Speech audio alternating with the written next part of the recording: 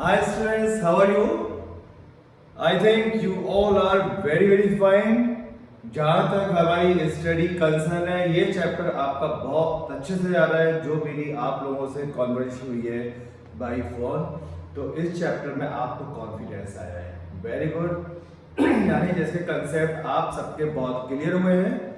आज मैं आपको रेजोनेंस का टॉपिक ले रहा हूं। रेजोनेंस वेरी इंपॉर्टेंट टॉपिक है और एसी सर्किट में रेजोनेंस से क्वेश्चन आने की उम्मीद बोर्ड में काफी रहती है।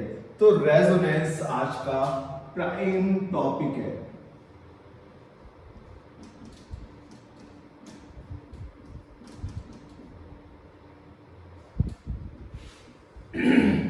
ये रेजोनेंस है क्या? देखिए, अभी तक जो हमने पढ़ा हुआ है उसको मैं लिंक कर दूं। आप लोगों ने अब तक पढ़ा है इलेक्ट्रोमैग्नेटिक इंडक्शन, यानी कि फैराडे ने एक नई technique the electric current induce करने की। उससे पहले हम इलेक्ट्रिक करंट इंड्यूस कर रहे थे। कहां से इलेक्ट्रिक करंट प्रोड्यूस कर रहे थे? बैटरी से, सेल से। ये करंट डीसी थी, यानी डायरेक्ट करंट थी, क्योंकि उसकी डायरेक्शन फिक्स थी, positive terminal to negative terminal. उसके बाद फैराडे ने एक नई टेक्निक डिस्कवर की और उसने बताया कि एक ईएमएफ इंड्यूस कर सकते हो बिना सेल और बिना बैटरी के। बस आपको करना यह है कि मैग्नेटिक फ्लक्स सर्किट से जो पास हो रहा है उसे चेंज कर दो, अपने आप ही वो सेल जैसा इफेक्ट दे देगा। तो यहां से करंट आई। करंट हमने मोशनल ईएमएफ देखा, एसी ईएमएफ देखा। तो इस पे टॉपिक पे एसी ईएमएफ पे फोकस कर रहे हैं। वो कैसे मिला है? जितने भी पूरे वर्ल्ड के पावर हाउसेज हैं उसमें मैग्नेटिक फील्ड में एक आर्मेचर को रोटेट किया जा रहा है, और जब भी मैग्नेटिक फील्ड में एक आर्मेचर कॉइल रोटेट होगी तो उसके रोटेशन से जो ईएमएफ डेवलप होगा वो होगा E is equal to E naught sine omega t, यानी साइन थीटा के अकॉर्डिंग चेंज होगा। इसका नाम होगा ऑल्टरनेटिंग ईएमएफ और current so produced is called AC current. तो ये टॉपिक हमारा चल रहा है। हमने इस एसी करंट को 7 सर्किट से फ्लो करवा के देखा था अब तक। AC circuit containing L, containing R, containing C, all the 3 elements and LC. LC जिस भी एसी सर्किट में होगा उसमें चार्ज नेचुरली ऑसिलेट करेगा। उसकी फ्रीक्वेंसी 1/2 पाई रूट एलसी, जो मैं अभी आपको लिखूंगा। अब एक एसी सर्किट है जिसमें एल और सी दोनों हैं, यानी वो नेचुरली ऑसिलेशन करेगा, चार्ज नेचुरल ऑसिलेशन करेगा। अगर एसी सर्किट लगा दो तो एसी सर्किट अपने हिसाब से चार्ज को ऑसिलेट कराएगा। क्या होगा अगर एसी की फ्रीक्वेंसी और एलसी की फ्रीक्वेंसी इक्वल हो जाए? इस पे मैं थोड़ी देर के बाद आऊंगा। सबसे पहले आपको रेजोनेंस का मीनिंग क्लियर कर दूं, क्योंकि इस टॉपिक को जब हमारे स्टूडेंट्स करते हैं तो कुछ लोगों को रेजोनेंस का मीनिंग क्लियर नहीं होता, या हल्की फुल्की धुंधली याद होती है 11 की। वेव एंड ऑसिलेशन में उन्होंने पढ़ा था रेजोनेंस। रेजोनेंस क्या होता है? इसके लिए आप चलिए इस पूरे यूनिवर्स के मोशन पर थोड़ा सा फोकस डालिए। हर बॉडी कुछ ना कुछ मोशन करती है, यानी कि टोटल अगर मोशन को कैटेगराइज करेंगे तो 3 टाइप्स के मोशन होते हैं: ट्रांसलेशनल, रोटेशनल एंड ऑसिलेशनल। ट्रांसलेशनल यानी बॉडी एक जगह से दूसरी जगह शिफ्ट हो गई, ट्रांसलेट हो गई। एक ही जगह पे बॉडी रोटेट हो रही है, जैसे सीलिंग फैन, प्योर रोटेशनल। और अगर स्प्रिंग को स्ट्रेच करके छोड़ दो तो स्प्रिंग का मोशन कौन सा होता है? ऑसिलेशनल। ठीक है, तो हम यहां फोकस कर रहे हैं सिर्फ ऑसिलेटरी मोशन पर। यानी कोई भी चीज जब ऑसिलेट करती है तो 2 तरह के उसके ऑसिलेशन होते हैं। Number 1 free oscillation.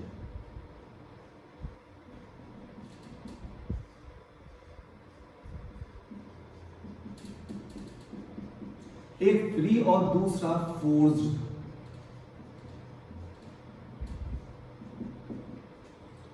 Free oscillation क्या होते हैं? बॉडी जो अपनी फ्रीक्वेंसी से ऑसिलेट करे, या मैं एग्जाम्पल के तौर पर एक सिंपल पेंडुलम में लेता हूँ। ये सिंपल पेंडुलम है, ये यहाँ पे लटका हुआ है, यानी ये मीन पोजीशन पे। इसको ऑसिलेट कराने के लिए मुझे इसे एक बार डिस्टर्ब करना होगा, तो मैंने एक बार इसको डिस्टर्ब करके यहाँ पहुंचा दिया। अब छोड़ दूंगा तो अपने आप ये इधर और यहां तक ऑसिलेट करेगा इस टाइप से। तो ये इस टाइप से ऑसिलेशन स्टार्ट कर देगा। मैंने इसको सिर्फ एक बार डिस्टर्ब किया था, क्योंकि अगर नहीं करता तो ऑसिलेशन कैसे करता। तो इसको पहली बार डिस्टर्ब किया, उसके बाद ये अपनी नेचुरल फ्रीक्वेंसी से ऑसिलेट कर रहा है। इसको अब मैं टच नहीं करूंगा। तो ये जो भी इसकी नेचुरल फ्रीक्वेंसी, और वो क्या होगी 1 टाइम पीरियड। फ्रीक्वेंसी होता है 1 टाइम पीरियड, और टाइम पीरियड होता है इस केस में 2 पाई रूट एल अपॉन जी। एल इसकी इफेक्टिव लेंथ, यानी कि सेंटर से यहां तक की स्ट्रिंग, यानी स्ट्रिंग की लेंथ प्लस रेडियस, इसे इफेक्टिव लेंथ कहते हैं। जी है एक्सेलरेशन ड्यू टू ग्रेविटी। तो जो इसका टाइम पीरियड है वो सिर्फ इसकी लेंथ पे डिपेंड है, और यहाँ पे जी तो कांस्टेंट होगा। तो इसका जो टाइम पीरियड है उसका रेसिप्रोकल कर दीजिए 1 टाइम पीरियड, यानी फ्रीक्वेंसी। तो इतनी फ्रीक्वेंसी इसकी नेचुरल फ्रीक्वेंसी है, यानी खुद की फ्रीक्वेंसी है, कोई इस वक्त इसको डिस्टर्ब नहीं कर रहा। तो ये हो गया फ्री ऑसिलेशन। तो फ्री ऑसिलेशन में बॉडी अपनी नेचुरल फ्रीक्वेंसी से ऑसिलेट करती है। नेचुरल देता हूं यहां पे,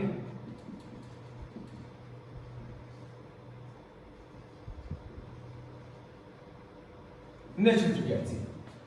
अब क्या हो अगर एक ऑसिलेटिंग बॉडी पर कोई फोर्स भी लगा रहा है, अगर एक ऑसिलेटिंग बॉडी पर फोर्स भी लग रहा है तो क्या होगा। और ये फोर्स कोई ऑर्डिनरी फोर्स नहीं, ये फोर्स भी खास तरह का फोर्स है, और ये फोर्स है पीरियोडिक फोर्स।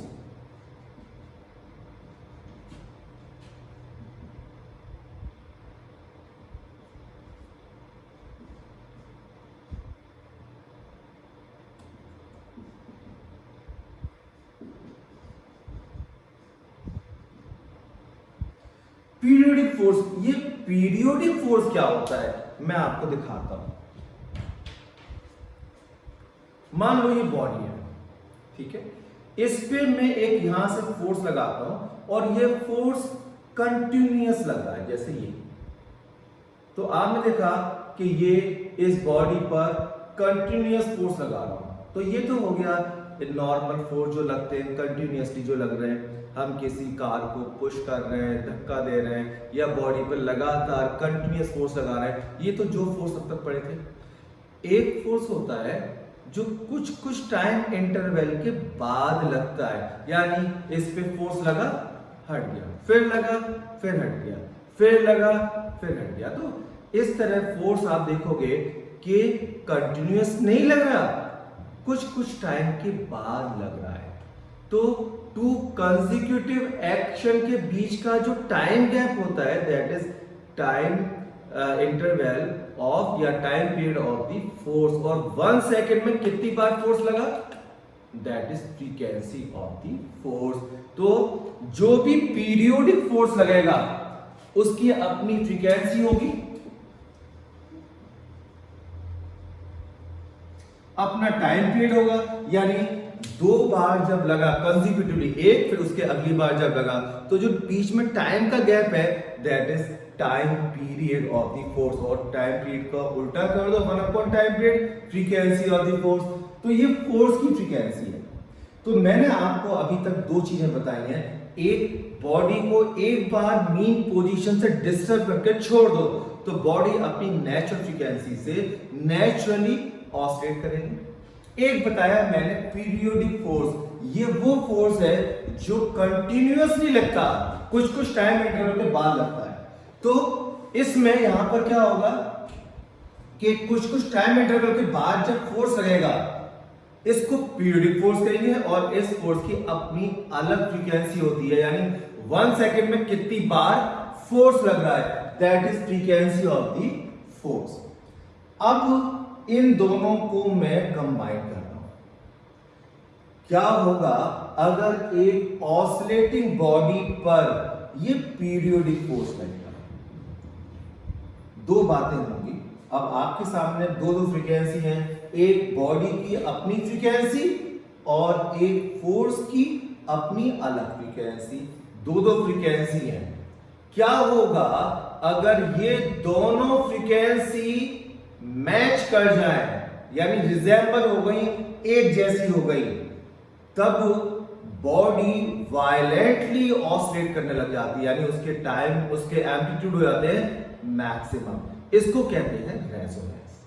ठीक है, तो in the situation of resonance, frequency of the force and frequency of the body matches, यानी रिजेंबल कर जाती है, एक जैसी आती है, and as a result of this body maximum amplitude से ऑसिलेट करने लग जाती है। ये जो मैक्सिमम एम्पलीट्यूड है ये क्यों है, मैं आपको थोड़ा सा डेमोन्स्ट्रेशन देने की कोशिश करता हूं, आपको पिक्चराइज करने की कोशिश करता हूं। मान लीजिए आप एक बच्चे को स्विंग पर बिठाकर झुला रहे हैं, यानी झूले पे जो नॉर्मल झूला होता है उस पे झुला रहे हैं। इस टाइप से है, बच्चा यहाँ पे बैठा हुआ है, यहां बच्चा बैठा हुआ है, और आपने क्या करा, बच्चे को पुश किया, तो बच्चा गया आगे और पीछे आया। एक पूरे चक्कर में इसे कहते हैं वन ऑसिलेशन, और जो टाइम लिया दैट इज टाइम पीरियड।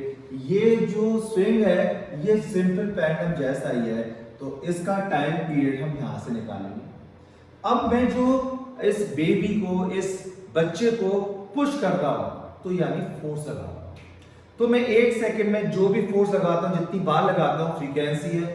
तो मान लो टाइम पीरियड ऑफ फोर्स और इस स्विंग की, इस झूले की, इस झूले का टाइम पीरियड सेम है, टाइम पीरियड सेम होगा तो 1 टाइम पीरियड यानी फ्रीक्वेंसी भी होगी सेम। तो मैंने इस केस में लिया है, दोनों के टाइम पीरियड सेम ले लिया, यानी फ्रीक्वेंसी सेम ले रहा हूं। तो क्या होगा, देखिए मैंने बच्चों को पहली बार पुश किया तो बच्चा गया और वापस आया, कितना लगा टाइम पीरियड, लेस से टाइम पीरियड जो है वो 2 सेकेंड है, तो 2 सेकेंड में वापस आ गया। यहाँ पे जब वापस आके ये यहां से वापस जाने लगेगा तब मैंने दोबारा फोर्स लगाया, क्योंकि फोर्स को हर 2 सेकेंड के बाद लगना है। तो मैंने फोर्स तभी लगाया जब स्विंग वापस जा रहा था, तो जो पहले झूला यहां तक गया था अब वो थोड़ा सा और ऊपर चला जाएगा, यानी उसका एम्पलीट्यूड क्या हो गया, इंक्रीज, वापस लेकिन 2 ही सेकंड में आएगा। क्योंकि किसी भी सिंपल हार्मोनिक मोशन में टाइम पीरियड एम्पलीट्यूड पे डिपेंड नहीं करता। आप देख लीजिए इस फॉर्मूले में कहीं भी एम्पलीट्यूड का ए नहीं आ रहा, सिर्फ लेंथ आ रही है। ठीक है, तो एसएचएम में एम्पलीट्यूड कितना भी हो, टाइम पीरियड उससे इन्फ्लुएंस नहीं होता अगर वो एसएचएम है तो यहां पर आप देखो, पहले मैंने बच्चे को थोड़ा सा पुश किया, ये स्विंग है, मैंने यहां पे बच्चे को लिया है और पुश कर दिया, तो वो गया और 2 सेकंड में वापस आ गया, और मेरे को हर 2 सेकंड के बाद पुश करना। तो मैंने पुश किया, तो तभी पुश किया, यानी सेम फेज में पुश किया जब बच्चा वापस जा रहा था, तो बच्चे को सपोर्ट मिला, बच्चा पहले यहां तक गया था, अब जब पुश मिला तो और थोड़ा ऊपर तक गया, यानी एम्पलीट्यूड इंक्रीज हो गया, बट वापस लौट के 2 ही सेकंड में आएगा। 2 सेकंड के बाद मैंने फिर से फोर्स लगाया, फिर से एम्पलीट्यूड इंक्रीज हो गया, तो हर पुश में एम्पलीट्यूड इंक्रीज हो रहा है, और ये जब तक इंक्रीज होगा जब तक कि मैक्सिमम ना हो जाए, उसके बाद फर्दर इंक्रीज नहीं होता। तो यहां पर इस सिचुएशन में जब फोर्स की फ्रीक्वेंसी और बॉडी की फ्रीक्वेंसी मैच कर गई, इक्वल हो गई, तो बॉडी को सपोर्ट मिलता है, और बॉडी और फोर्स का फेज सेम होने की वजह से बॉडी के एम्पलीट्यूड इंक्रीज होते जाते हैं, and finally it becomes maximum. This phenomena is called resonance, और ये जो फ्रीक्वेंसी है जो मैच कर गई, इस फ्रीक्वेंसी को नाम दिया जाता है रेजोनेंट फ्रीक्वेंसी, राइट। अब मैं आपको दिखाता हूं, अगर ये फ्रीक्वेंसी मैच ना करती तो मान लो फोर्स की फ्रीक्वेंसी 1 सेकेंड है और बॉडी की फ्रीक्वेंसी 2 सेकेंड है, अब मैच नहीं करी, दोनों की अलग अलग हुई, तो मैंने पुश किया, झूला यहां तक गया है, अभी बीच में ही है, मैंने फिर से उसको डिस्टर्ब कर दिया, फिर से फोर्स लगा दिया। उसके बाद बच्चा अभी यहां झूले तक, हाँ वापस नहीं आया, यहीं पर है, मैंने फिर से फोर्स लगा दिया। तो देखोगे अब फोर्स इसके मोशन को डिस्टर्ब कर रहा है। जो ये इस तरह से स्विमिंग हो रही है, जो इस तरह के स्विंग कर रहा है, झूला झूल रहा है, मैं उसको बीच बीच में कहीं भी फोर्स लगा रहा हूं, आफ्टर 1 सेकेंड तो जल्दी हो जाएगा फोर्स और ये उसको डिस्टर्ब करेगा। यानी अगर फ्रीक्वेंसी मैच नहीं करेंगी तो नेचुरल ऑसिलेशन डिस्टर्ब होगा और बहुत जल्दी इसके नेचुरल ऑसिलेशन डाई आउट हो जाते हैं, खत्म हो जाते हैं। फिर बॉडी फोर्स की फ्रीक्वेंसी से ही ऑसिलेट करने लग जाती है, लेकिन इस केस में एम्पलीट्यूड हो जाते हैं मिनिमम। तो आपने दोनों सिचुएशन देख ली। एक सिचुएशन जब बॉडी की फ्रीक्वेंसी, जो नेचुरल फ्रीक्वेंसी और फोर्स की फ्रीक्वेंसी इक्वल होंगी तो बॉडी के एम्पलीट्यूड मैक्सिमम हो जाएंगे, दिस इज रेजोनेंस और फ्रीक्वेंसी का नाम है रेजोनेंस फ्रीक्वेंसी। और जब फोर्स की फ्रीक्वेंसी और बॉडी की फ्रीक्वेंसी मैच नहीं करती, दोनों इक्वल नहीं होंगे, तो क्या होगा, तो ये रेजोनेंस नहीं होगा और उस केस में बॉडी के जो नेचुरल ऑसिलेशन है वो डाई आउट हो जाते हैं और बॉडी फोर्स की फ्रीक्वेंसी से ऑसिलेट करेगी, बट उस केस में एम्पलीट्यूड होंगे मिनिमम। तो हम बात करेंगे रेजोनेंस की। तो ये जो रेजोनेंस का कंसेप्ट आपने सीखा, अब मैं वो यहां पे अप्लाई करूंगा एसी सर्किट में। ठीक है, आपने क्या सीखा रेजोनेंस में? इसमें दो फ्रीक्वेंसी होंगी, एक फोर्स की फ्रीक्वेंसी और एक बॉडी जो ऑसिलेट कर रही है उसकी फ्रीक्वेंसी। दोनों अगर मैच कर जाएंगी ऑसिलेशन तो रेजोनेंस होगा और रेजोनेंस में एम्पलीट्यूड जो भी बॉडी है उसके एम्पलीट्यूड मैक्सिमम हो जाएंगे। अब यहाँ पे हमारा एलसीआर सर्किट है, मान लीजिए दिस इज एलसीआर सर्किट, ये कैपेसिटर है और कॉइल है।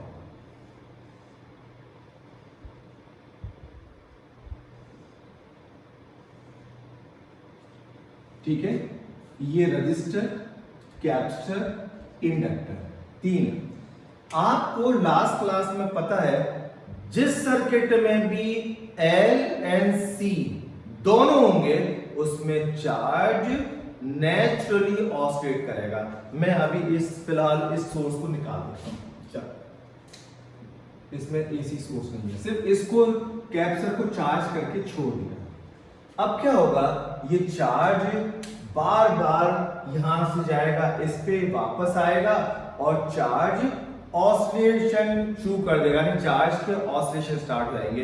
ये कहलाता है एल सी ऑसिलेशन। जिसमें भी एल हो और सी हो, जिस सर्किट में भी दोनों हो तो चार्ज ऑसिलेट करता है। उसकी फ्रीक्वेंसी होती है nu is equal to 1/2 pi root L C, या ओमेगा लिख सकते हो 1/ रूट एल सी। ये इसकी नेचुरल फ्रीक्वेंसी होती है, इसे कहते हैं एल सी ऑसिलेशन। नाम जैसे बता रहा है, जिसमें एल हो और सी हो उसमें चार्ज अपने आप ही ऑसिलेशन करेगा। और चार्ज यहाँ पे क्या है, फ्री इलेक्ट्रॉन। इस वायर में कौन सा चार्ज मूव करता है, फ्री इलेक्ट्रॉन्स की फॉर्म में मूव करता है, ये चार्ज कैरियर्स कहलाते हैं। तो फ्री इलेक्ट्रॉन्स ऑसिलेट करने लग जाएंगे इतनी फ्रीक्वेंसी से। अब मैंने यहां पे सोर्स भी लगा दिया तो एक सोर्स भी यहां पे इंक्लूड हो गया। अब एसी सोर्स क्या चाहता है, एसी सोर्स में ऑल्टरनेटिंग ईएमएफ होता है, ऑल्टरनेटिंग करंट होती है। तो ये चाहता है कि जो फ्री इलेक्ट्रॉन्स है वो इसकी फ्रीक्वेंसी से ऑसिलेट हो, क्योंकि हर एसी सोर्स की अपनी फ्रीक्वेंसी होती है। तो ये ऑर्डर देगा कि जो फ्री इलेक्ट्रॉन्स है वो इसकी फ्रीक्वेंसी से ऑसिलेट हो। ठीक है, तो अब सीन में दो फ्रीक्वेंसी हो गई, एक एलसी सर्किट की अपनी नेचुरल फ्रीक्वेंसी और ये है फोर्स वाली frequency. AC source as a force काम कर रहा है, क्योंकि ये अभी अभी आया है, एलसी तो पहले से ही नेचुरल ऑसिलेशन कर रहे थे।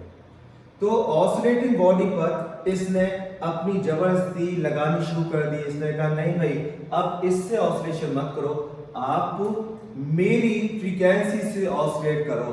तो जो इसके अंदर चार्ज कैरियर है, फ्री इलेक्ट्रॉन्स है, उनको दो दो ऑर्डर मिल रहा है, एक एलसी के थ्रू और एक सोर्स के थ्रू। तो ये फोर्स्ड ऑसिलेशन हो गया एक तरह का। क्या वो अगर दोनों की फ्रीक्वेंसी मैच कर जाए, अगर दोनों की फ्रीक्वेंसी मैच हो जाएगी तो होगा रेजोनेंस। तो ये रेजोनेंस में क्या होगा, फ्रीक्वेंसी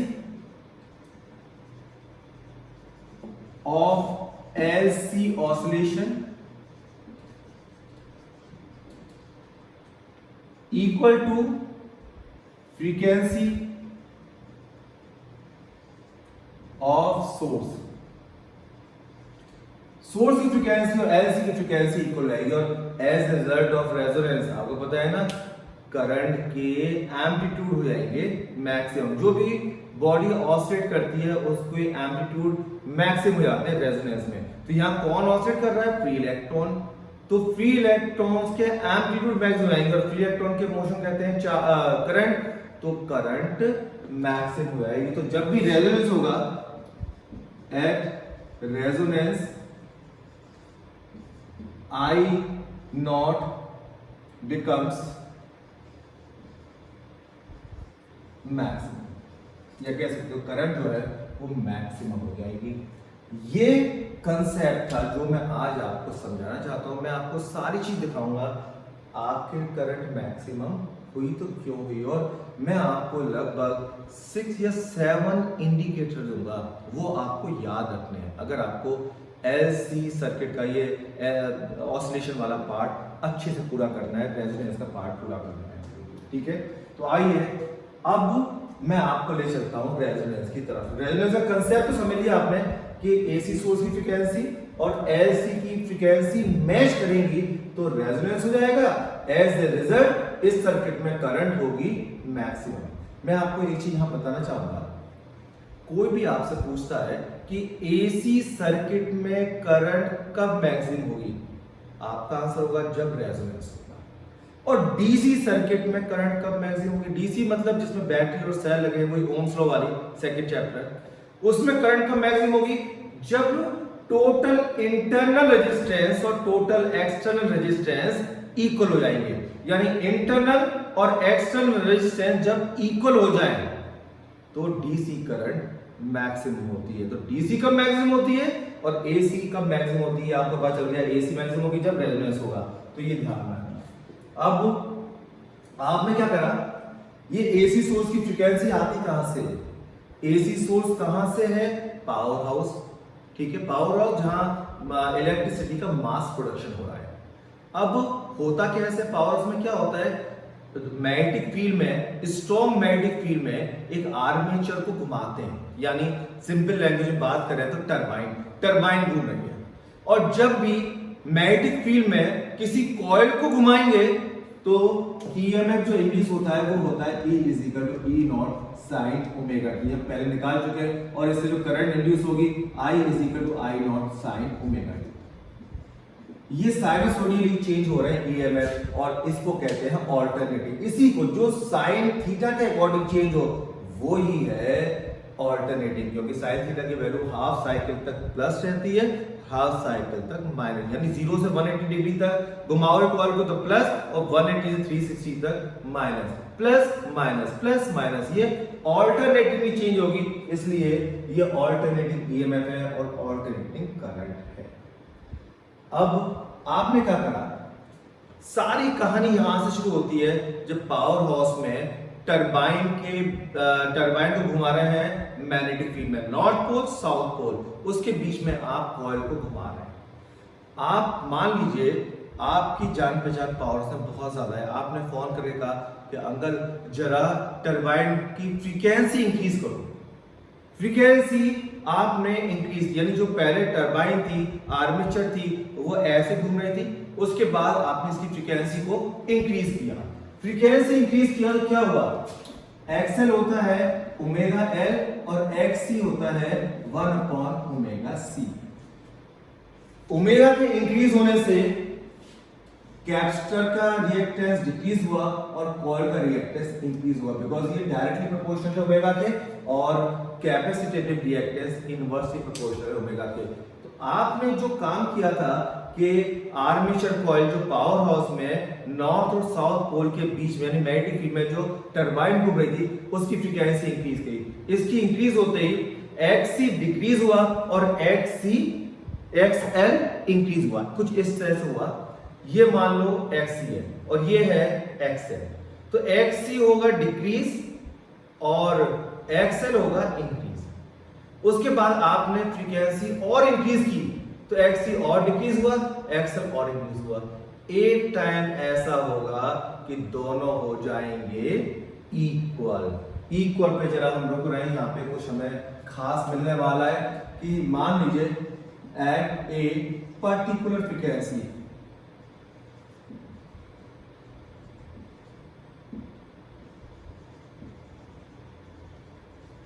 जैसे एंगुलर भी कह सकते हैं ओमेगा आर, एक्सएल और एक्ससी इक्वल हो गए, यानी omega L is equal to 1 upon omega C. Omega और ओमेगा इकट्ठे कर लो तो ये हो जाएगा omega square is equal to 1 upon L C. Omega हो गया 1 अपॉन रूट एल सी और ओमेगा होता है 2 पाई न्यू, तो 2 pi nu is equal to 1 upon root L C. तो न्यू कितना हो गया 1 upon 2 pi root L C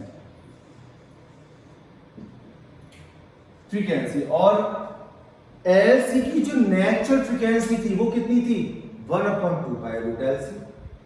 और इस समय एसी सोर्स की फ्रीक्वेंसी कौन सी फ्रीक्वेंसी जहां पे एक्सएल और एक्ससी इक्वल चुके हैं वो इसकी फ्रीक्वेंसी, बिकॉज आपने टरबाइन की फ्रीक्वेंसी इंक्रीज की थी ना।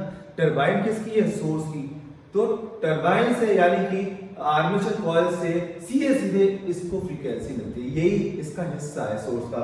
तो इसकी फ्रीक्वेंसी जब एक्सएल और एक्ससी इक्वल हुए तो फ्रीक्वेंसी हो गई है। अब इसको देखो और इसको देखो, दोनों फ्रीक्वेंसी क्या है इक्वल, तो क्या हो गया रेजोनेंस। ठीक है, तो रेजोनेंस में एलसी की नेचुरल फ्रीक्वेंसी और एसी सोर्स की फ्रीक्वेंसी गेट्स रिजेंबल, तो रिजेंबल हो गई, सेम हो गई और इसीलिए रेजोनेंस हो गया। ठीक है, तो आपने पहली बात सीखी नंबर 1 रेजोनेंस में। मैं आपको कुछ पॉइंट लिखूंगा फॉर रेजोनेंस।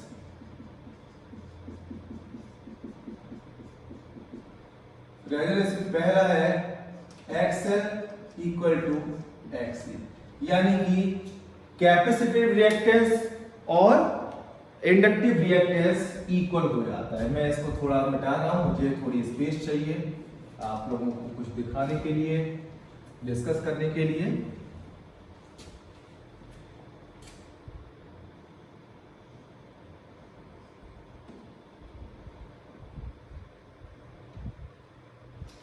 तो सबसे पहली बात सीखी आपने, हमने क्या करा, पावर हाउस में जो मैग्नेटिक फील्ड में टरबाइन घूम रही है उसकी फ्रीक्वेंसी इतनी कर दी कि एक्सएल और एक्ससी हो गए इक्वल।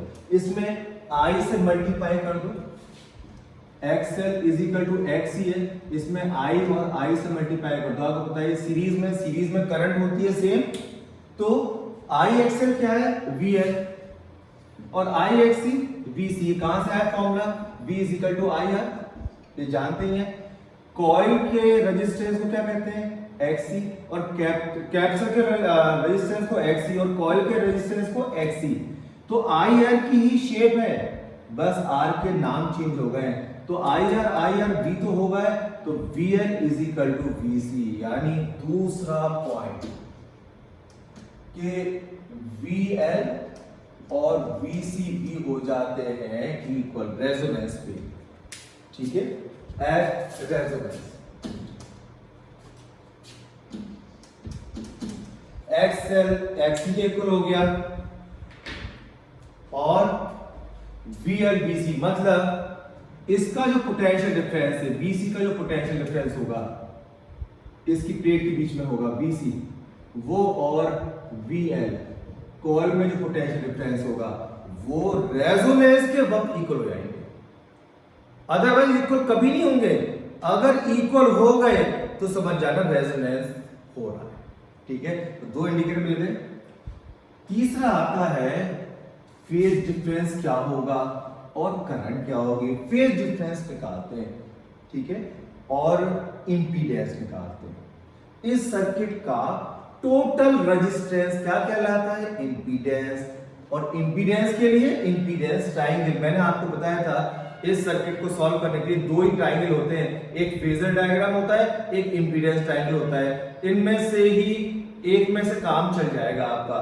तो मुझे निकालना है इस सर्किट का इंपीडेंस।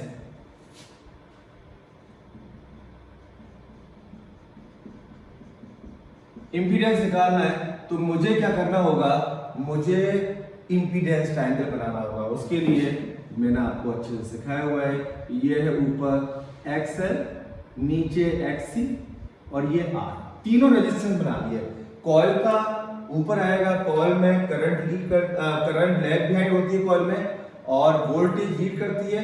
वोल्टेज लीड करती है तो इसका रिएक्टेंस भी लीड करेगा।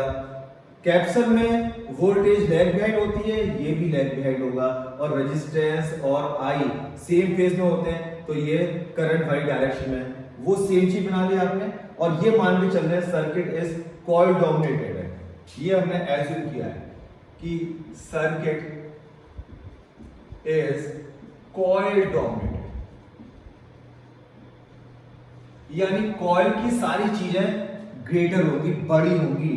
तो एक्सएल बड़ा है और एक्सी छोटा है, तो इन दोनों वेक्टर का रिजल्टेंट क्या हुआ, इनका हो गया एक्सएल माइनस एक्सी, और ये हो गया रिजल्टेंट रेजिस्टेंस, जिसे कहेंगे इंपीडेंस, और ये phase difference between V and I.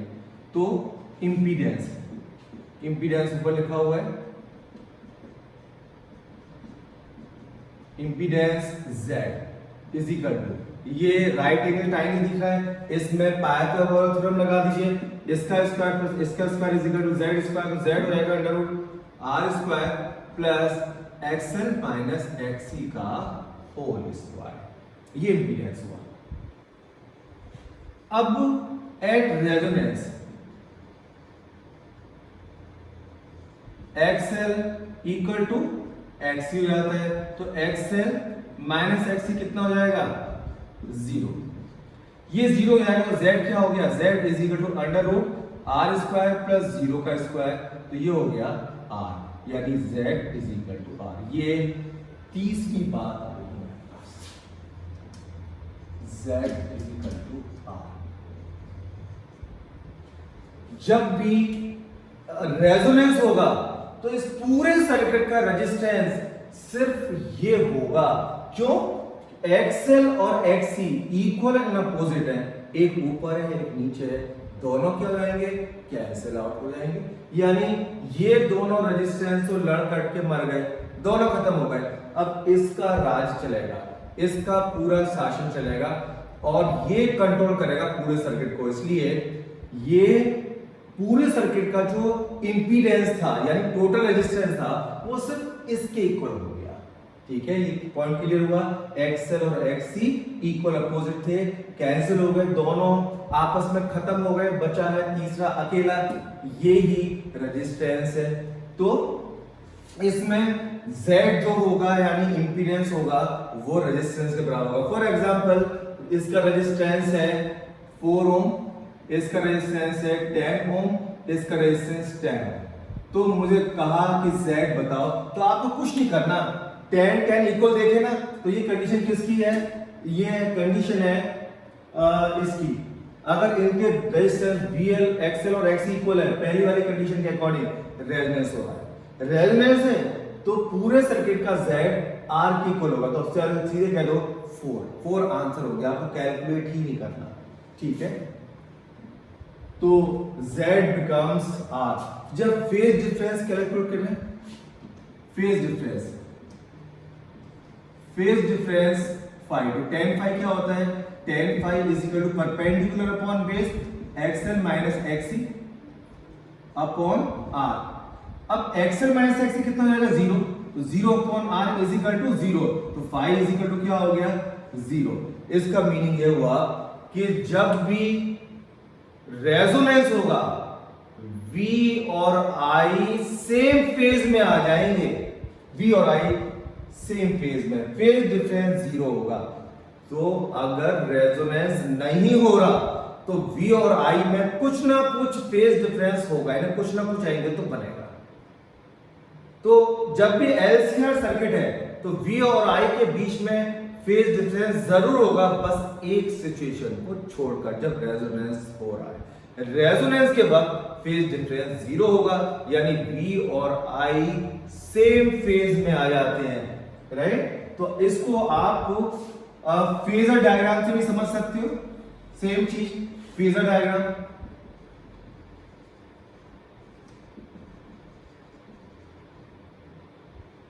Phasor diagram क्या है?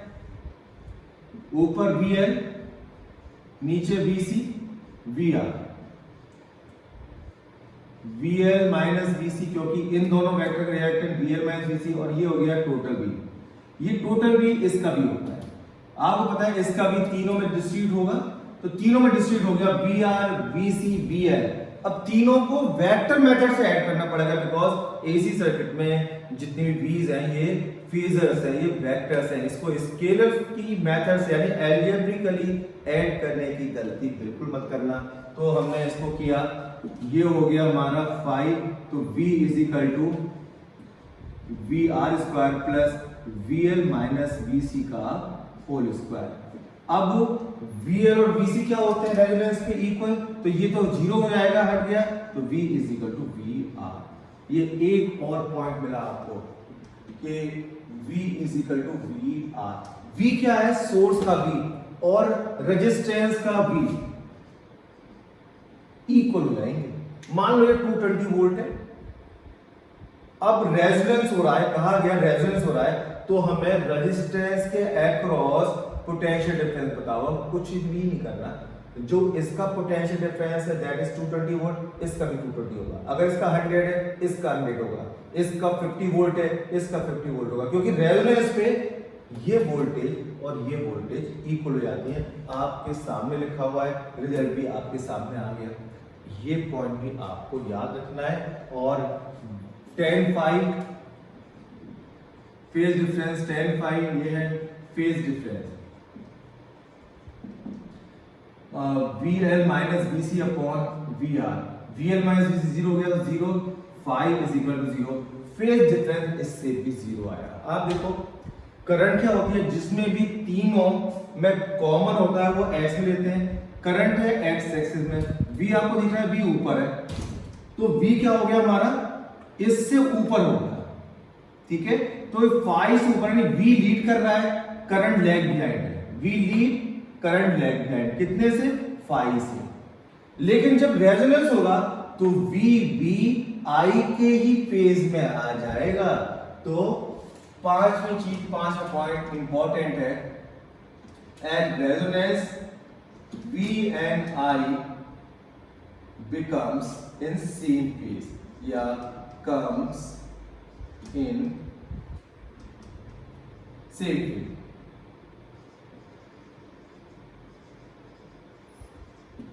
V और I सेम फेज में आ गए, तो ये पॉइंट ध्यान रखना, जब भी रेजोनेंस होगा तो V और I होंगे सेम फेज में, ठीक है।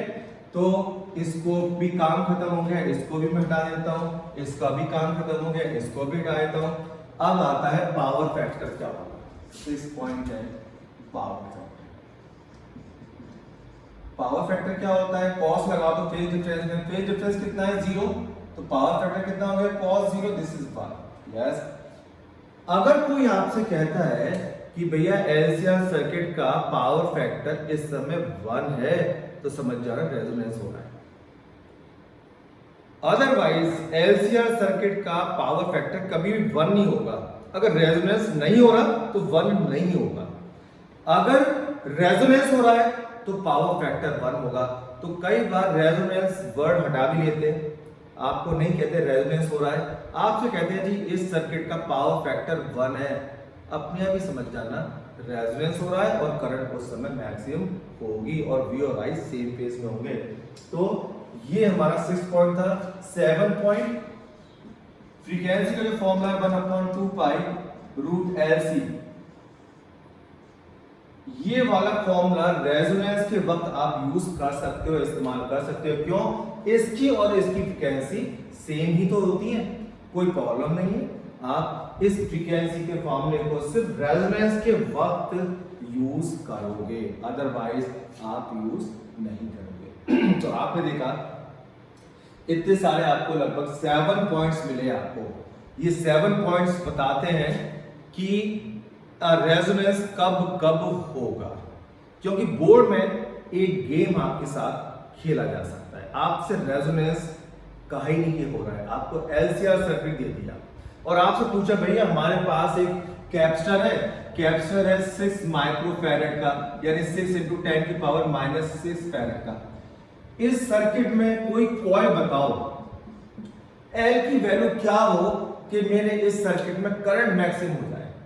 करंट मैक्सिमम, इससे आपको समझ जाना कि रेजोनेंस की बात कर रहे हैं, क्योंकि LCR सर्किट में करंट होती है मैक्सिमम सिर्फ रेजोनेंस पे, और रेजोनेंस पे ये फॉर्मूला यूज कर सकते हैं फ्रीक्वेंसी का। तो आप nu is equal to 1/2 pi root LC, L पूछा है, C आपका दिया हुआ है 6 × 10⁻⁻6, और इस सोर्स की फ्रीक्वेंसी भी दी होगी, लेट्स से 50 हर्ट्ज है। अब आपको देखोगे L नहीं पता, बाकी सब तो पता है, लेकिन आपको L नहीं पता, तो आप L फाइंड कर सकते हो इजीली, क्योंकि एक इक्वेशन में सिर्फ एक ही चीज नहीं पता, इधर उधर स्क्वायर वगैरह करके जो भी करना है मैथमेटिकली आप इसको सॉल्व कर सकते हो। तो ये हो गया हमारा L, तो ये आ गई फ्रीक्वेंसी, ठीक है, L आ गया यानी इंडक्टेंस आ जाएगा। तो ये आपसे पूछा जा सकता है, या ये भी कह सकते हैं भाई एक सोर्स है उसकी फ्रीक्वेंसी 50 हर्ट्ज है और हमारे पास एक कैपेसिटर है 6 माइक्रोफैरड का। आप एक सॉल्यूशन सजेस्ट करो कि हमें कितनी हेनरी की कॉइल यूज करनी चाहिए ताकि V और I सेम फेज में आ जाए। V और I सेम फेज में, ये तो सिर्फ रेजोनेंस पे होता है, यानी ये रेजोनेंस की बात पूछ रहे हैं, तो रेजोनेंस फिर से ये फॉर्मूला यूज करो। तो कहने का मतलब है कि आपसे रेजोनेंस की जगह इंडिकेटर भी दे सकते हो जी, V और I सेम फेज में करनी है जी, करंट को मैक्सिमम करना है, बताओ क्या करें, कितनी कॉइल लगाएं, कितने हेनरी कॉइल लगाएं, V और I सेम में फेज में आ जाए, ZR के बराबर करना है, क्या करें। तो समझ आ रही, सारे के सारे मैंने आपको कौन दे दिए हैं, ये रेजोनेंस के बाद ये सारी चीजें होंगी। तो अब आपको ये सारे पॉइंट्स क्लियर है कि ये सारे पॉइंट यानी 7 पॉइंट्स अच्छे से याद कर लो, समझ लो, और ये पूछे जा सकते हैं इंपॉर्टेंटली। अब इसमें एक मैं आपको ग्राफ बता रहा हूं, it's very very important graph है, वो है फ्रीक्वेंसी वर्सेस करंट, ठीक है। यहां तक रेजोनेंस खत्म हो गया है, रेजोनेंस की सारी सिचुएशन मैंने आपके सामने लिख दी है। इसको देखिए, जनरली ये बुक्स में इस तरह से नहीं होती, और ये मैं एक ही प्लेटफॉर्म के साथ ले आया हूँ, उसके अंदर ले आया हूँ, यानी कि एट ए ग्लांस फॉर्म में लाया हूँ, तो ये आपको लर्न करना बहुत इजी होगा। तो LCR सर्किट में रेजोनेंस में एक चीज मैं और बता दूं, इस सीरीज रेजोनेंस सर्किट को एक्सेप्टर सर्किट भी कहते हैं, और क्यों कहते हैं मैं आपको ये बताता हूं। जो आप FM में गाने सुनते हो इसी की वजह से। कैसे? मान लो ये एंटीना है, ये एंटीना में होती है कॉइल, और ये FM सर्किट का पार्ट है, ये कैपेसिटर लगा हुआ है, वेरिएबल कैपेसिटेंस है, और ये डायोड, ठीक है। आगे कैपेसिटर इसको छोड़ दो,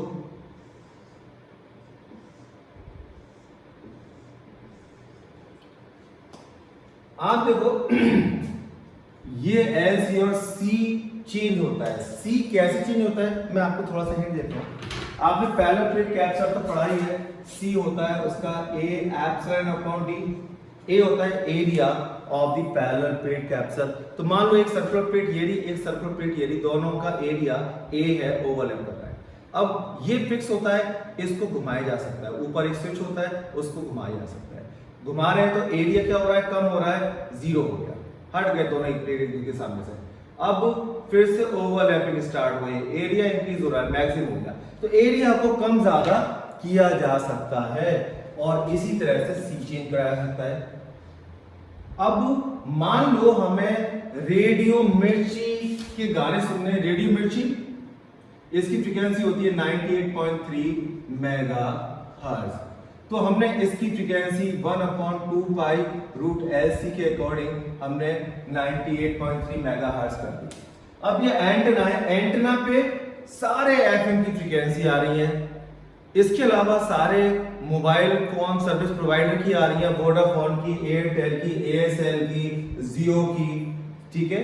उसके अलावा पुलिस वाले वॉकी टॉक से बात कर रहे हैं, वो भी फ्रीक्वेंसी आ रही है। यानी यहाँ पे फ्रीक्वेंसी की भीड़ है, ढेर सारी फ्रीक्वेंसी अवेलेबल है। जब भी इसमें से कोई फ्रीक्वेंसी इसकी नेचुरल फ्रीक्वेंसी से मैच करेगी तो रेजोनेंस हो जाएगा, और रेजोनेंस पे करंट क्या होती है, मैक्सिमम। तो ये उस फ्रीक्वेंसी को एक्सेप्ट कर लेता है, बाकी भीड़ पीछे ही छूट जाती है, तो ये फिल्टर हो गई। इसलिए इसे कहते हैं एक्सेप्टर सर्किट, क्योंकि इसने इस भीड़ में से एक पीक्युलर फ्रीक्वेंसी को एक्सेप्ट कर लिया, अपने अंदर ले लिया, तो ये है एक्सेप्टर सर्किट। तो सीरीज रेजोनेंस सर्किट, मैं सीरीज इसलिए कह रहा हूं क्योंकि जो आपने रेजोनेंस सर्किट पढ़ा था, ये रेजिस्टेंस, कैपेसिटर और कॉइल, ये तीनों किस में लगे हुए थे, सीरीज में, और सीरीज में लगे और रेजोनेंस नाम की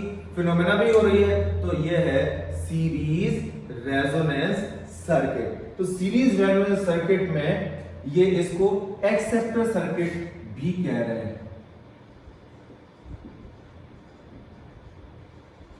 क्योंकि ये जो सर्किट है ये पर्टिकुलर फ्रीक्वेंसी को एक्सेप्ट करता है, बाकी फ्रीक्वेंसी छोड़ देगा। तो फिर वो फ्रीक्वेंसी 98.3 मेगाहर्ट्ज की फ्रीक्वेंसी अंदर जाएगी, प्रोसेसिंग होगी जो भी करना है उसको, और उसके बाद आपको उस फ्रीक्वेंसी पे जो भी प्रोग्राम चल रहा है वो सुनाई देने लगेगा।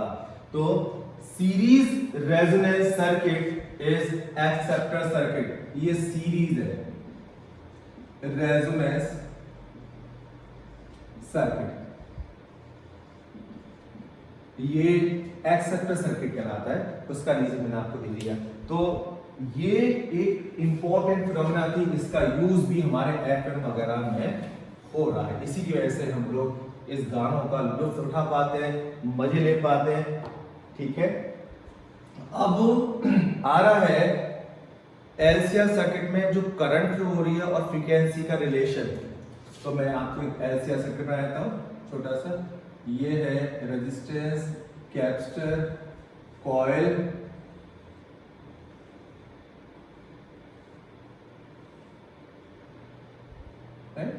अब इसमें जो XL होता है, XL is equal to omega L, XC is equal to 1/ओमेगा C। रेजिस्टेंस फ्रीक्वेंसी पे डिपेंड नहीं करता।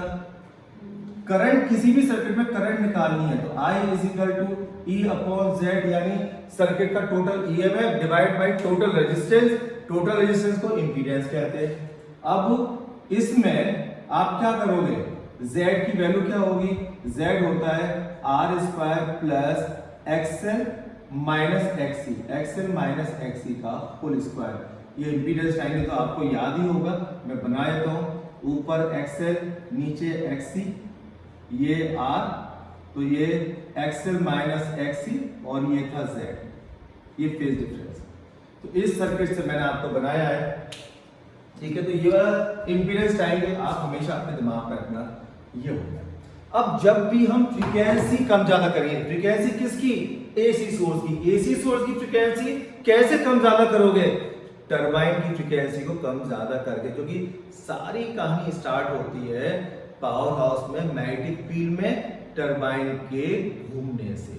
तो जो उसकी फ्रीक्वेंसी है वो फ्रीक्वेंसी हर फॉर्मूले में आपको दिखाई देगी, जैसे यहां भी दिखाई दे रही है फ्रीक्वेंसी, XL में भी दिखाई दे रही है, XC में भी दिखाई दे रही है। जब भी फ्रीक्वेंसी चेंज करोगे तो करंट जो होगी वो भी चेंज होगी। तो करंट और फ्रीक्वेंसी का graph I versus omega graph.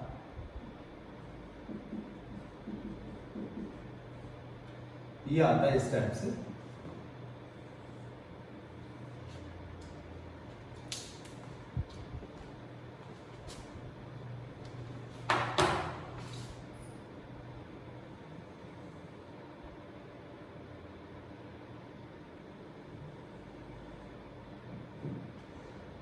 आप देखोगे इस पे एक्स एक्सिस फ्रीक्वेंसी ले रहे हैं, ये एंगुलर फ्रीक्वेंसी कह सकते हो उसे।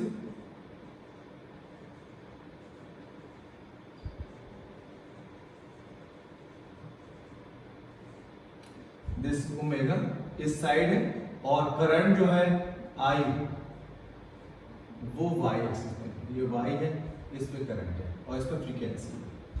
फ्रीक्वेंसी हम यहां से इंक्रीज करते आ रहे हैं, increase increase increase increase increase. यहाँ ओरिजिन पे 0 0 कुछ नहीं है, ये मत सोचना ओरिजिन 0 0 होगा, 0 है ही नहीं यहाँ पे। अब यहाँ पे आप देखोगे करंट जब फ्रीक्वेंसी इंक्रीज करेंगे, यानी पावर हाउस की टरबाइन को जब ओमेगा को और इंक्रीज करेंगे तो करंट पहले इंक्रीज होकर मैक्सिमम होगी और फिर ओमेगा और इंक्रीज करोगे तो डिक्रीज होने लगेगी और बिकम्स मिनिमम। ये ऐसा बिहेवियर क्यों आ रहा है मैं अभी आपके साथ डिस्कस करूंगा, ऐसा बिहेवियर क्यों है।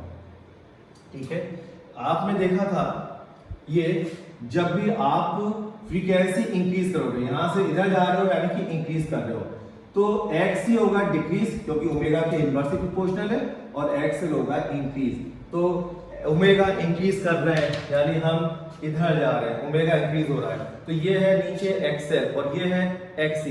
एक्सी होगा डिक्रीज, एक्सएल होगा इंक्रीज। आप जरा इस गैप को देखो, ये गैप कम हो रहा है, एक्सी नीचे आ रहा है, एक्सएल ऊपर जा रहा है और बीच का गैप कम हो रहा है और कम हो रहा है, कम हो रहा है, जीरो। ये गैप क्या है? एक्सएल माइनस एक्सी को मैं गैप कहता हूं, this is gap, this is gap. तो ये गैप आप देखोगे, ये है एक्सी एक्सएल, ओमेगा इंक्रीज हो रहा है तो ओमेगा और एक्सी इनवर्सली प्रोपोर्शनल, डिक्रीज, ये इंक्रीज, गैप कम हो रहा है, गैप कम हो रहा है, एक्सएल माइनस एक्सी जीरो हो गया और अब हो गया रेजोनेंस। तो जब रेजोनेंस होगा तो अब आई का फॉर्मूला क्या होगा? E upon R. E upon Z से, जेड जगह मैंने आर लिख दिया क्योंकि सर्किट प्योर रेजिस्टिव हो गया। यहां मैं एक चीज लिख दूं आपको, जब रेजोनेंस होता है ये Z इजिकल टू आर, तो Z इजिकल टू आर का मतलब होता है, इसको याद कर लेना, सर्किट बिकम्स प्योर रेजिस्टिव, यानी सर्किट प्योर रेजिस्टिव हो गया, नहीं सिर्फ सर्किट में रेजिस्टेंस ही रह जाएगा ये। तो प्योर रेजिस्टिव मतलब ये और ये तो खत्म हो गए, एक्स से ऊपर था, एक्स से नीचे था, ये दोनों फिनिश हो गए और सर्किट में सिर्फ रेजिस्टेंस रह गया।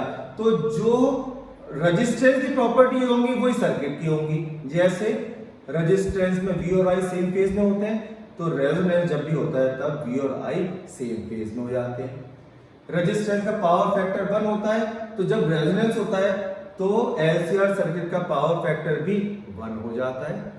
तो आप ये ध्यान रख लेना कि circuit becomes resistive during resonance.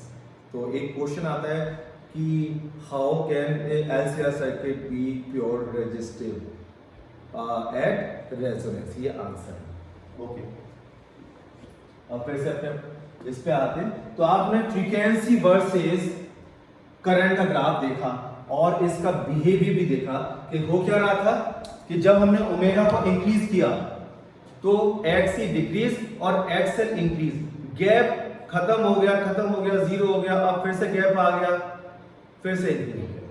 तो ये बिहेवियर दोबारा देखो, एक्सएल माइनस एक्सी मतलब गैप, ठीक है, एक्सी ऊपर है, एक्सएल नीचे, ओमेगा इंक्रीज हो रहा है तो एक्सएल इंक्रीज हो रहा है और एक्सी डिक्रीज हो रहा है, गैप कम हो रहा है, जीरो हो गया, अब फिर से गैप आ गया, इंक्रीज होने लगा, इंक्रीज होने इंक्रीज। तो ओमेगा जब यहां से और ज्यादा हो गई तो फिर से इंक्रीज होने लगा, और जब ये इंक्रीज होगा तो जेड इंक्रीज हुआ, करंट डिक्रीज हुई, तो इसके बाद करंट फिर से डिक्रीज होगा। इस पॉइंट पर गैप जीरो हो गया था, यहां भी गैप ज्यादा था, इधर भी गैप ज्यादा था। फिर से देख लीजिए, ये एक्सी एक्सएल, ओमेगा इंक्रीज हो रहा है, तो ओमेगा इंक्रीज होते ही एक्सी डिक्रीज, एक्सएल इंक्रीज, बीच का गैप कम हो रहा है, कम रेजोनेंस हो गया।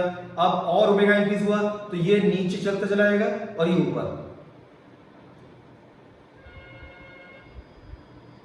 ठीक है। तो पहले गैप कम हुआ, जीरो हुआ नहीं, इस समय करंट मैक्सिमम, फिर से करंट डिक्रीज होनी शुरू हो गई, डिक्रीज डिक्रीज डिक्रीज मिनिमम।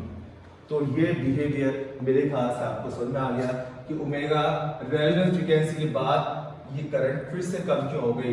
तो ये जो फ्रीक्वेंसी है यहाँ पे, इसे कहेंगे ओमेगा आर, यानी रेजोनेंस फ्रीक्वेंसी, रेजोनेंस फ्रीक्वेंसी।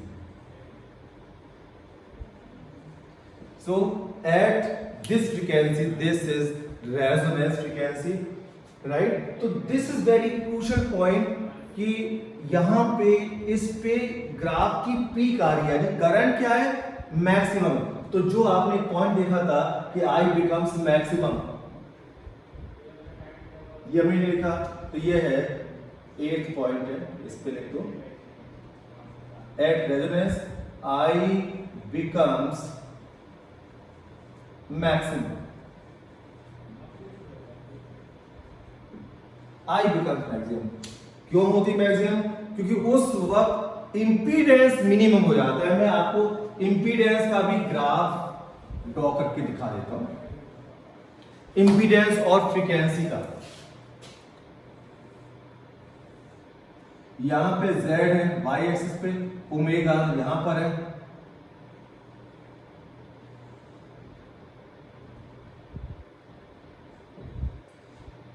आप देखो जब फ्रीक्वेंसी इंक्रीज हुई तो इंपीडेंस क्या हो रहा है, कम हो रहा है, कम हो रहा है, मिनिमम हो गया। और रेजोनेंस में ये रेजोनेंस फ्रीक्वेंसी हो गई ओमेगा, रेजोनेंस फ्रीक्वेंसी। तो यहां पर Z मिनिमम हो गया, और Z रेजोनेंस में क्या होता है, R के इक्वल, तो Z की वैल्यू R के इक्वल है, ये लिखा हुआ है पॉइंट, ठीक है। तो at resonance Z becomes R, उसके ज्यादा आगे फ्रीक्वेंसी फिर इंक्रीज करोगे, फिर से इंपीडेंस इंक्रीज होना शुरू हो जाएगा। बिल्कुल ये था, पहले फ्रीक्वेंसी इंक्रीज कर रहे हैं, Z कम हो रहा है, क्योंकि Z क्या था, Z की वैल्यू थी √R² plus XL minus XC का होल स्क्वायर। तो XL माइनस XC गैप है, तो पहले देखो गैप कम हो रहा है, कम हो रहा है, कम हो रहा है, ओमेगा इंक्रीज, जीरो हो गया, फिर से गैप इंक्रीज होने लगा। तो Z गैप यानी ये इंक्रीज तो Z इंक्रीज, ये डिक्रीज तो Z डिक्रीज। तो जब ओमेगा इंक्रीज करेंगे तो Z पहले कम होगा, कम होगा, कम होगा, मिनिमम हो गया, उसके बाद फिर से इंक्रीज होना शुरू हो गया। यहां देखो ओमेगा इंक्रीज तो पहले डिक्रीज डिक्रीज डिक्रीज, एक बिकम मिनिमम, उससे ज्यादा ओमेगा इंक्रीज करोगे फिर से इंक्रीज होना शुरू हो गया।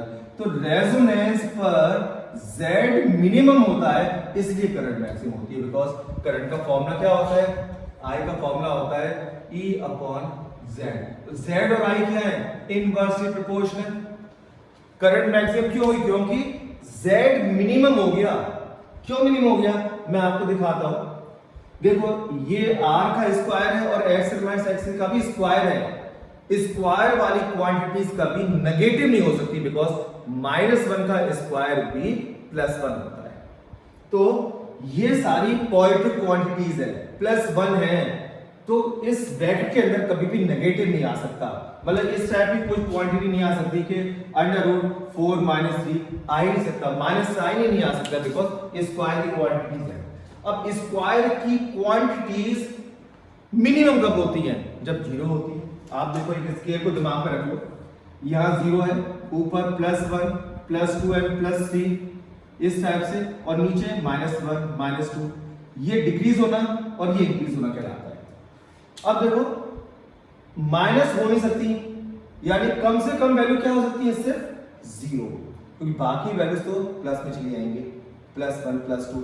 तो Z कब मिनिमम होगा, जब XL माइनस XC मिनिमम हो गया। रेजिस्टेंस कभी 0 हो नहीं सकता, रेजिस्टेंस तो कुछ ना कुछ किसी का होता ही है।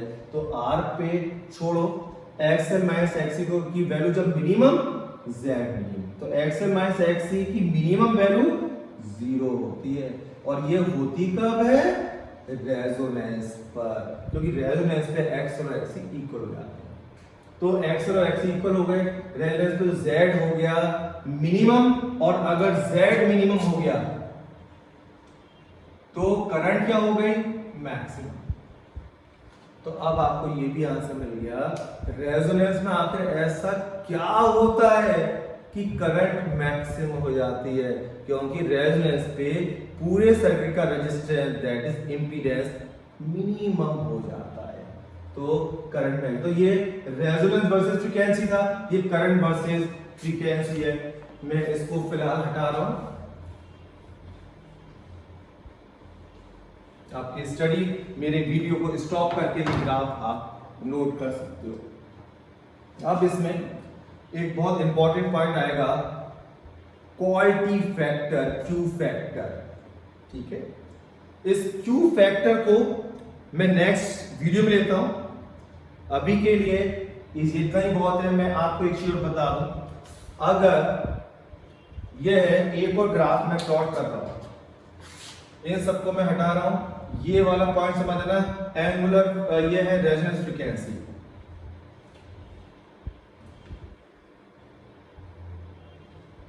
अब अगर मान लीजिए एक ग्राफ ये है,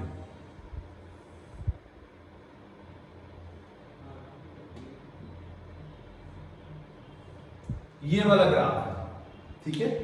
अब आप देखोगे दोनों ग्राफ की पीक एक ही फ्रीक्वेंसी पर है, यानी दोनों ग्राफ की रेजोनेंस फ्रीक्वेंसी सिमिलर है। इसका मतलब क्या हुआ? दो स्टूडेंट है, ये circuit number 1, circuit number 2,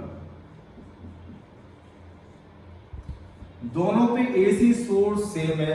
source तो सेम होगा, पावर हाउस तो एक ही होगा, हर स्टूडेंट के लिए पावर हाउस तो अलग अलग बनेंगे नहीं।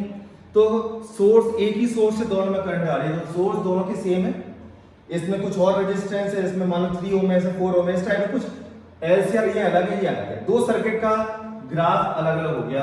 ये मान लो ये फर्स्ट का है, ये सेकंड का है। क्या आप बता सकते हैं कि किस सर्किट का रेजिस्टेंस कम होगा, किसका ज्यादा होगा? ये क्वेश्चन आया हुआ है बोर्ड में। आप देखो रेजोनेंस पे ध्यान दो, ये फ्रीक्वेंसी रेजोनेंस फ्रीक्वेंसी है और दोनों ग्राफ का पीक एक ही फ्रीक्वेंसी पे है, इसका भी और इसका भी, यानी दोनों सर्किट की रेजोनेंस फ्रीक्वेंसी सेम है। ठीक है, तो रेजोनेंस पे आई का फॉर्मूला क्या होता है? E अपॉन R, क्योंकि Z R हो जाता है, E अपॉन R। तो R जिसका कम होगा करंट उसकी ज्यादा होगी। अब करंट इसकी ज्यादा है, किसकी? सेकंड वाले की, यानी इस सेकंड वाले में रेजिस्टेंस कम है। तो ये है सेकंड वाला, तो इसका रेजिस्टेंस कम है, इसका ज्यादा है। राइट? तो मेरा क्वेश्चन था कि दोनों सर्किट में जिनके दोनों ग्राफ ये हैं, किसका रेजिस्टेंस कम होगा ज्यादा? आप इजीली मेक आउट कर सकते हो, जिसकी पीक ज्यादा है उसका रेजिस्टेंस कम होगा, क्योंकि करंट और रेजिस्टेंस इनवर्सली प्रोपोर्शनल होते हैं। V = I है, बताइए आपको। एक और क्वेश्चन पूछना चाहूंगा यहां पे कि अगर इन दोनों की कॉइल सेम है, यानी दोनों का L सेम है, तो कैप्चर किसका ज्यादा होगा, कैप्चर किसका कम होगा? आप देखो दोनों की रेजोनेंस फ्रीक्वेंसी सेम है, तो दोनों का ओमेगा सेम होगा, और ओमेगा फॉर्मूला 1/√LC। दोनों का L सेम है, ओमेगा सेम है, तो C भी सेम होगा। ये आंसर है। C ना किसी का छोटा ना किसी का बड़ा, ये C होगा, यानी कैपेसिटेंस होगा सिमिलर। ठीक है, तो ये बहुत ही इंटरेस्टिंग क्वेश्चन था कि LCR सर्किट दिए हुए हैं और दोनों की बाय चांस पीक सेम है। ऐसा भी हो सकता था पीक अगर डिफरेंट होती, जैसे ये एक ग्राफ ये और एक ग्राफ ये। अब देखो एक की पीक यहां पर है और एक की यहां पर, तो ओमेगा R और ओमेगा R' दोनों की रेजोनेंस फ्रीक्वेंसी डिफरेंट होती है। इस केस में दोनों की फ्रीक्वेंसी अलग अलग, दोनों की पीक जो है यानी करंट मैक्सिमम अलग अलग फ्रीक्वेंसी की होंगी, लेकिन यहां दोनों ग्राफ में पीक एक ही फ्रीक्वेंसी पे थी, तो दोनों की रेजोनेंस फ्रीक्वेंसी सेम हुई और हम लोग को डिसीजन ले पाए। ठीक है, इसमें लास्ट बस में एक क्वेश्चन आपके साथ और शेयर करना चाहूंगा, उसके बाद मैं वीडियो फिनिश करके फिर नेक्स्ट वीडियो में क्वालिटी फैक्टर डिस्कस करूंगा। उसमें यह है क्वेश्चन, बोर्ड में आया था कि अगर आर्मेचर कॉइल की टरबाइन की फ्रीक्वेंसी रेजोनेंस फ्रीक्वेंसी से कम है, यानी omega is less than omega R, omega is equal to omega R and omega is greater than omega R, तो V और I में फेज रिलेशनशिप बतानी है, कौन लीड करेगा कौन लैग करेगा। आप देखो यहां पे सब जगह ओमेगा क्या है, less than omega are.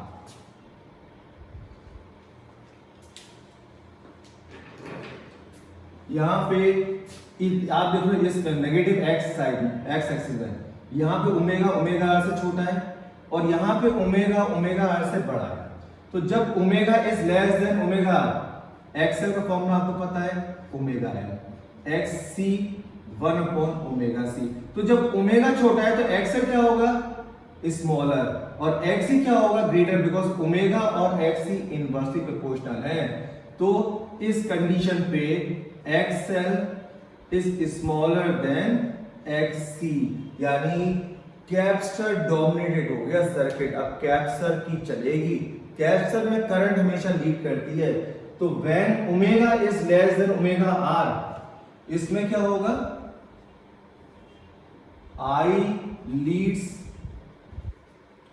The voltage, और ओमेगा और ओमेगा आर इक्वल हो जाते हैं तो क्या हो जाता है, रेजोनेंस। तो उसमें ना कोई लीड करता ना कोई लैग करता, तो इसमें फेज डिफरेंस 0 होगा, फेज डिफरेंस 0। V और I सेम फेज में होंगे, लिख दीजिए सेम फेज।